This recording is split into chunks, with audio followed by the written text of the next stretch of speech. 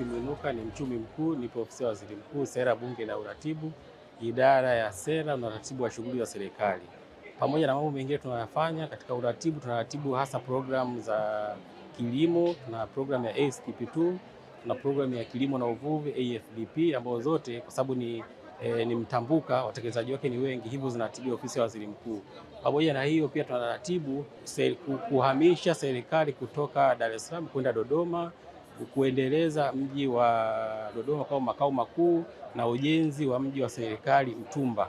Kwa masuala yote ya ujenzi wa mji wa serikali Mtumba yanaratibiwa na idara ya sera na uratibu kwa kupata hatua mbalimbali za ujenzi huo na taasisi na wizara mbalimbali ambazo tayari zimeshahamia.